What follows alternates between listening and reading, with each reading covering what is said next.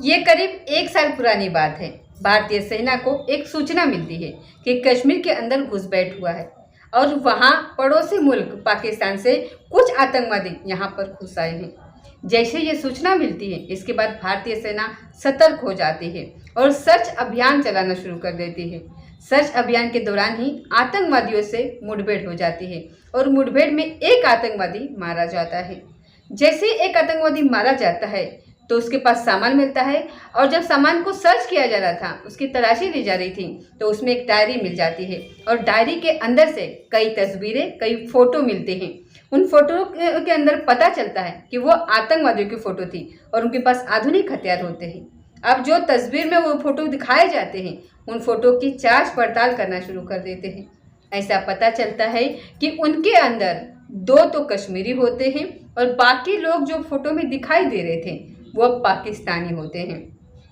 अब ये पता करने के लिए कि आखिरकार ये लोकल के जो कश्मीरी हैं वो कौन है, कहाँ से हैं, कई नाम सामने आते हैं, जिसका नाम एक शासिब शेख होता है और एक आदिल होता है। अब इनकी जब तलाश करना शुरू कर दिया जाता है तो ये जो प्रशासन है, एजेंसियां हैं, सेना जो है, ये अपने हिसाब से, अपने तरीके से जांच पड़ताल कर रही होती है कि 22 अप्रैल 2025 को पहलगांव के अंदर कुछ आतंकवादी हमला कर देते हैं और हमला करके टारगेट बना करके लोगों को मारते हैं। जो हिंदू थे उनको मार रहे थे और बाकी लोगों को ये छोड़ रहे थे। इस घटना से पूरे देश भर में बवाल मच जाता है। हर कोई यही सवाल खड़े करने लगता है और हर कोई इस घटना को लेकर के दुख भी व्यक्त करने लगता है। अब एजेंसियां और साथ ही भारतीय सेना अपनी इस मामले की जांच पड़ताल करना शुरू कर देती है कि आखिरकार वो आतंकवादी कौन हैं।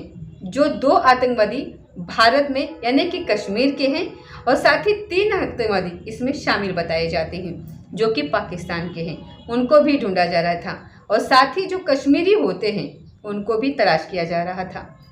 वो तो नहीं मिलते हैं, लेकिन उनके घर को पूरी तरीके से जमीनदोज कर दिया जाता है। आप इस कहानी के माध्यम से यही समझने की कोशिश करते हैं कि आखिरकार ये हमला क्यों हुआ, इस हमले से किसको फ़ायदा होने वाला था और कौन कौन इस हमले के पीछे था। नमस्कार, स्वागत है आपका हमारे चैनल पर। आज की जो सच्ची घटना मैं आपको सुनाने जा रही हूँ, ये सच्ची घटना है जम्मू कश्मीर के जिला अनंतनाग का एक लोक लगता है जिसका नाम है बिच बेहरा। इसी का एक गांव लगता है जिसका नाम है लगोरी। गुरी का रहने वाला एक लड़का जिसका नाम आदिल हुसैन ठोकर होता है। इसी का एक छोटा भाई होता है, साथ ही 2 बहनें, माँ और बाप होते हैं। इसकी ज़िंदगी सब कुछ ठीक ठाक चल रही थी, लेकिन अचानक ही साल 2018 की ये बात है, अपने घर से लापता ये हो जाता है, गायब हो जाता है। और गायब होने के बाद जब घर वाले इसकी तलाश करते हैं, पूछताछ करते हैं कि आखिरकार कहाँ गया है, तब घर वालों को पता चलता है कि ये पाकिस्तान चला गया है। पाकिस्तान में आतंकवाद की ट्रेनिंग लेने के लिए, खुद आतंकवादी बनने के लिए कश्मीरी ऐसे लोगों को बोलते हैं मुजाहिदीन बनने के लिए ये चला जाता है। अब घर वालों को ये कोई जानकारी नहीं थी कि ये कहाँ है, मर गया है, जिंदा है, उसने क्या काम किया है, क्या नहीं किया है। घर वाले बस यहाँ परेशान होते हैं। परेशान इसलिए थे क्योंकि पुलिस आती है, जांच पड़ताल करती है, जिसका नाम आता है तो नाम आने के बाद फिर इनसे पूछताछ भी करती है। लेकिन अभी तक तो सिर्फ पूछताछ हो रही थी, लेकिन जब पुलिस प्रशासन ने, एजेंसियों ने, भारतीय सेना ने जब मामले की जांच पड़ताल करना शुरू किया तो पता चलता है कि अनंतनाग का ही पहलगांव की एक बेसन घाटी लगती है और बेसन घाटी में 22 अप्रैल 2025 के दोपहर लगभग 2:30 बजे के आसपास का वक्त रहा होगा, जब यहाँ पर 2-2.5 हज़ार से ज़्यादा सैलानी होते हैं।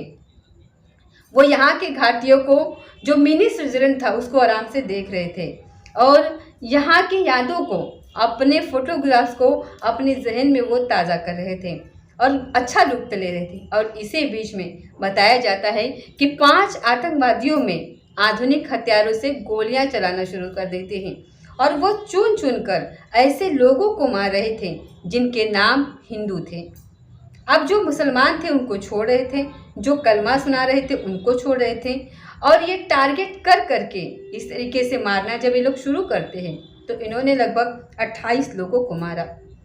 और साथ ही 10 से ज़्यादा लोग गंभीर रूप से घायल हो जाते हैं।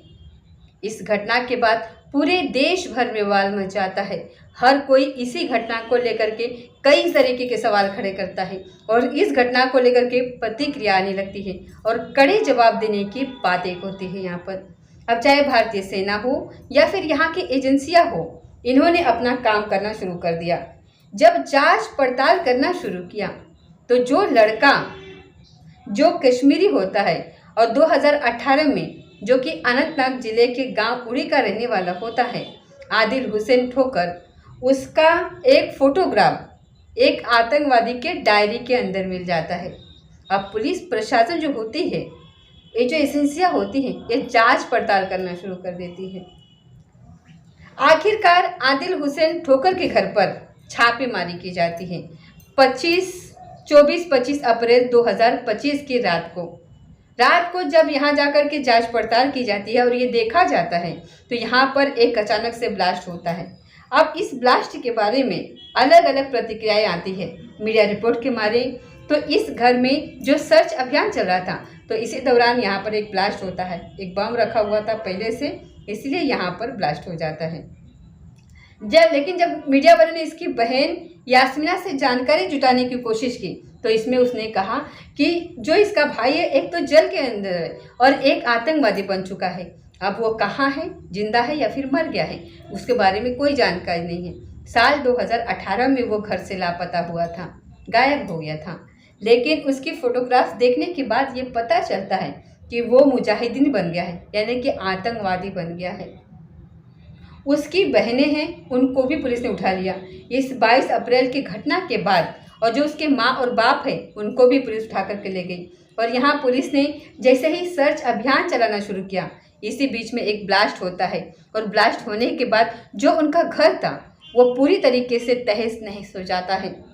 अब जिला पुलवामा में वहीं का एक इलाका लगता है तिराल, और तिराल का ही एक इलाका वहाँ पर लगता है मोघामा का रहने वाला आशिफ से इसके बारे में यही पता चलता है कि ये भी आतंकवाद की ट्रेनिंग लेने के लिए पाकिस्तान जाता है और वहाँ से आधुनिक हथियार चलाना और किस तरीके से ये एक आतंकवादी की जो वहाँ पर ट्रेनिंग दी जाती है, वो किस तरीके से ज़्यादा भारत को नुकसान पहुँचाया जा सके, ज़्यादा से ज़्यादा वो लोगों को परेशानी झेलनी पड़े, परेशानी में डाल दें, ऐसी ट्रेनिंग लेकर के आया था। और जो फोटो मिलता है, जो तस्वीर मिलती है एक आतंकवादी के पास से लगभग 1 साल पहले भारतीय सेना को जो मुठभेड़ में वहाँ पर मारा गया था, उसके डायरी के अंदर ये नाम आशिफ शेख का भी होता है।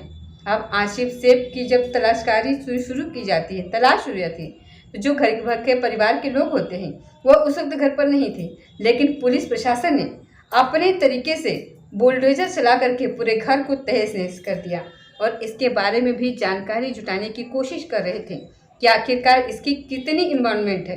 तो यह पता चलता है कि 5 लोगों ने यहाँ पर हमला किया था पहलगाम के अंदर, और उन 5 में 2 आतंकवादी शामिल थे जो कश्मीर के थे। और इन 2 आतंकवादियों में एक होता है आसिफ और दूसरा होता है आदिल। अभी ये मिले तो नहीं है, इनकी तलाश जारी है, इनके बारे में पूछताछ जांच पड़ताल की जा रही है। लगभग 2600 से ज़्यादा लोगों से जब पूछताछ की जाती है तभी 2 नाम सामने आते हैं कि आप इनको क्यों नहीं देखते हैं। हो ना हो ये जो पहलगाम है, इसमें जो हमला हुआ है, इस पहलगाम के हमले में इनका नाम भी शामिल हो। अब सरकार ने इन पर 20-20 लाख रुपए का इनाम भी घोषित कर दिया है। जो भी कोई इनके बारे में जानकारी देगा उसको 20-20 लाख रुपए के इनाम से पुरस्कृत किया जाएगा। हालांकि वो अभी मिले नहीं हैं, लेकिन उनको ढूंढने की तमाम कोशिशें की जा रही हैं। पाकिस्तान कहता है कि हमारा इस हमले में कोई हाथ नहीं है, जबकि वहाँ से 3 आतंकवादी आते हैं और यहाँ के 2 लोकल आतंकवादी होते हैं, या 2 लोगों को शामिल करके उनको यहाँ पर इस जगह से हमला करवाते हैं। बताया जाता है कि पाकिस्तान की एक लश्करी तैयबा का एक संगठन है जिसका नाम है TRF, द रेजी ऑफ स्टैंड ऑफ फ्रेंड्स। अब इसने जिम्मेदारी ली थी। अब पाकिस्तान यहाँ पर चीख चीख के कह रहा है कि हमारा कोई हाथ नहीं है, लेकिन अगर हाथ नहीं है वो भारत का वाकई में साथ देना चाहता है तो जो टीआरएफ है वो भारत के हवाले कर दे।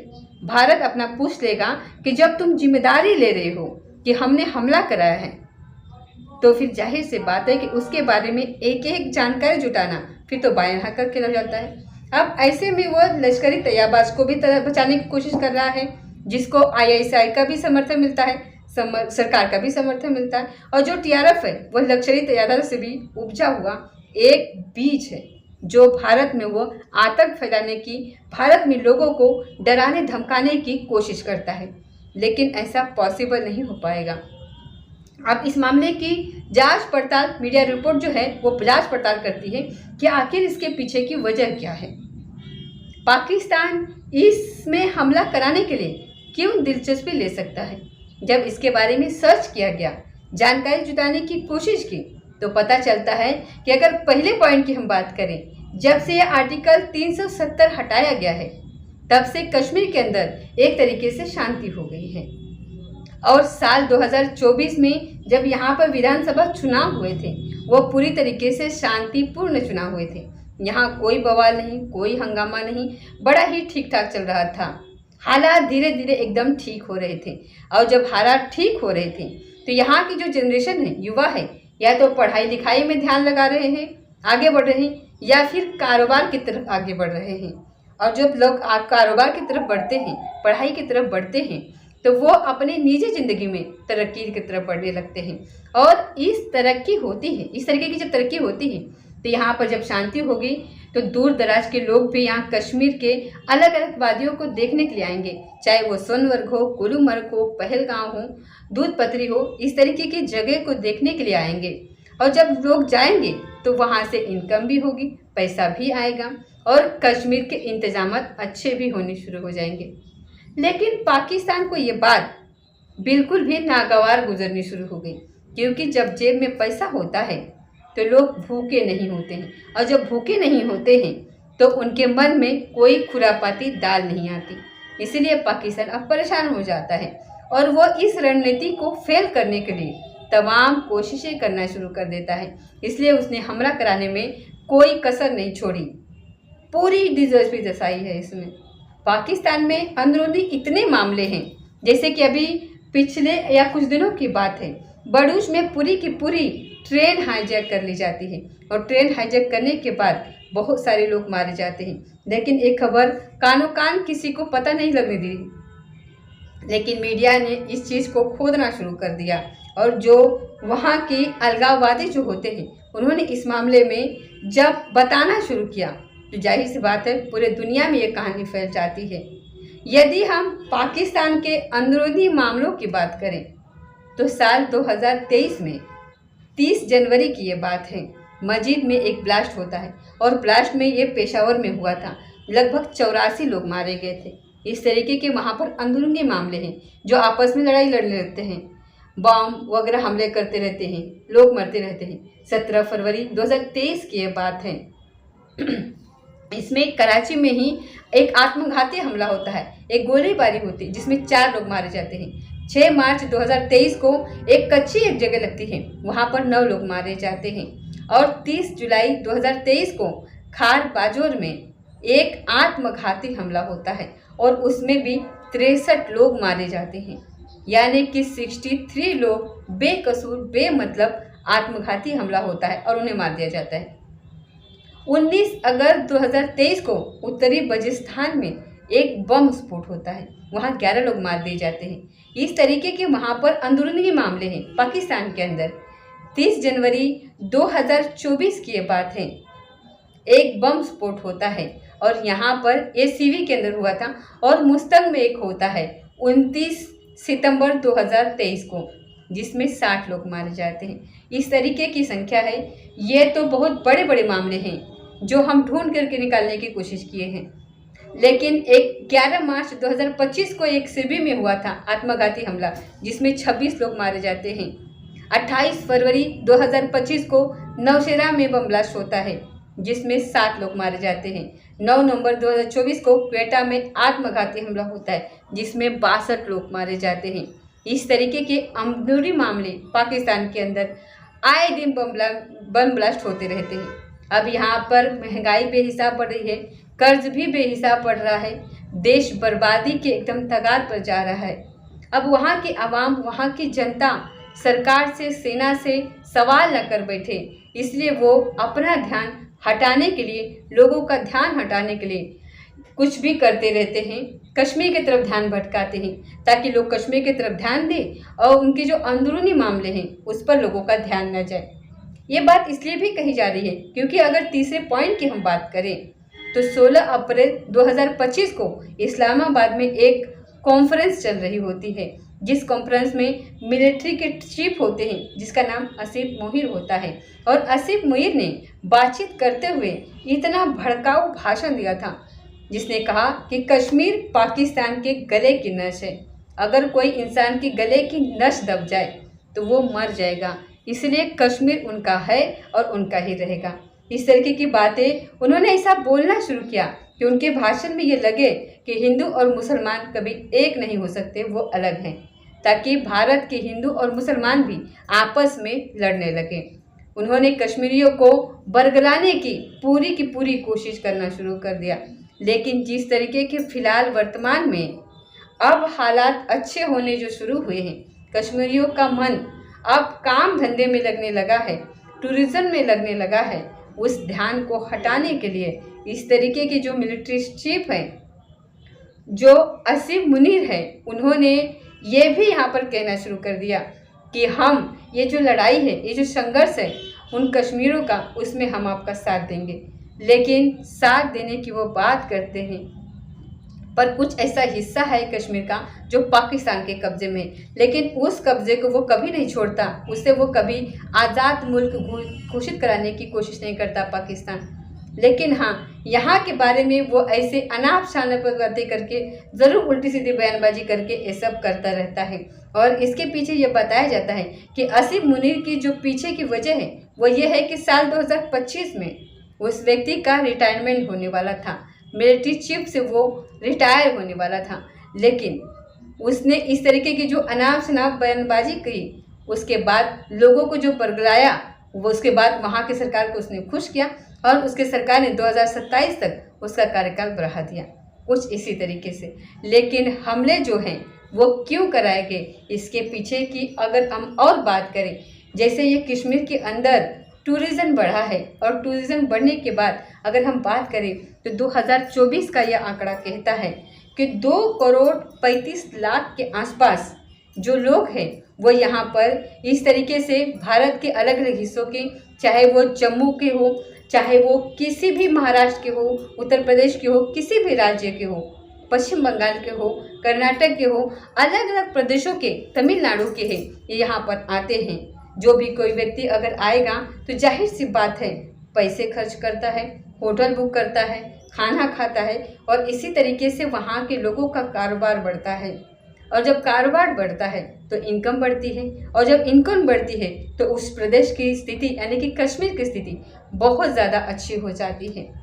और जो युवा वहाँ के हैं वो ना कोई बात पर, बल्कि गरीबी के चलते, जब कहते हैं कि जब इंसान का पेट जब भूखा होता है तो भूखा इंसान जो होता है उससे कुछ भी गलत काम आसानी से कराया जा सकता है, लेकिन कई सालों से अब वहाँ के लोग भूखे नहीं हैं बल्कि अच्छा काम कर रहे थे। और यही कारण है कि ये टूरिज़्म को ख़त्म करने के लिए ये सब काम पाकिस्तान ने किया। और 22 अप्रैल 2025 को जो पहलगाम के अंदर हुआ था, बेसन घाटी में जो हुआ था, वहाँ जा कर के लगभग 2-2.5 हज़ार जो लोग होते हैं, लेकिन 5 आतंकवादी जब इधर उधर टहल रहे थे, घूम रहे थे, तो लोगों ने जब गोलियों की आवाज़ सुनी तो वहाँ से जब भागने लगते हैं, तो भागने के बाद जब छिप रहे थे तो आतंकवादी उनके टोलियों के पास जा रहे थे। जो लोग 20-20, 30-30 के टोलियों में थे, छुपे हुए थे, पेड़ों की आड़ ले रहे थे, तो इसी बीच में आतंकवादी जाते हैं और पूछते हैं कि तुम्हारा नाम क्या है।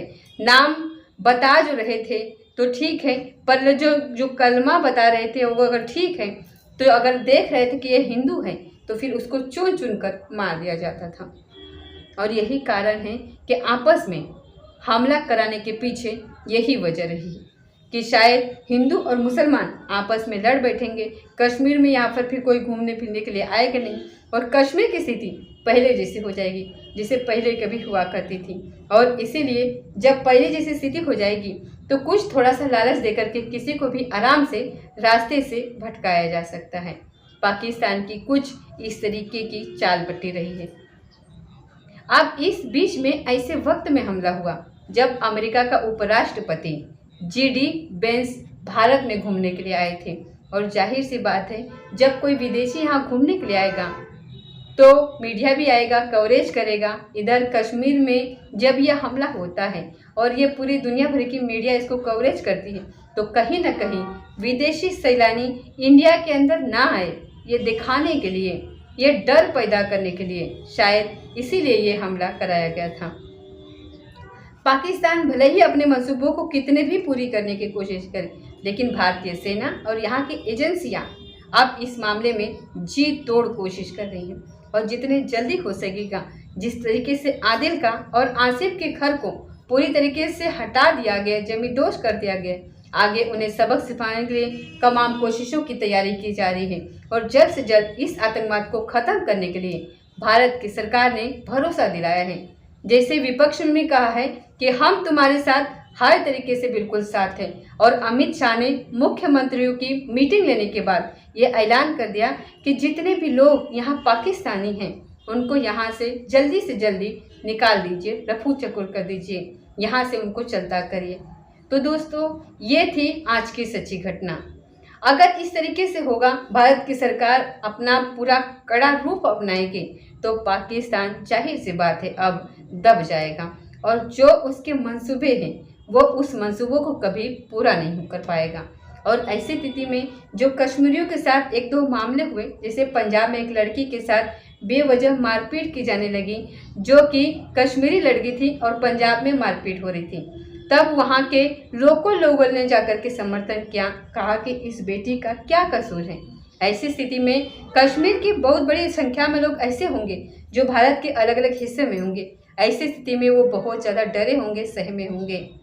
कुछ लोगों के गलतियों की वजह से जिसने भी पाकिस्तान का हाथ शामिल होगा, तो उन लोगों के गलती की वजह से कहीं ऐसा ना हो कि लोग आपस में लड़ बैठे।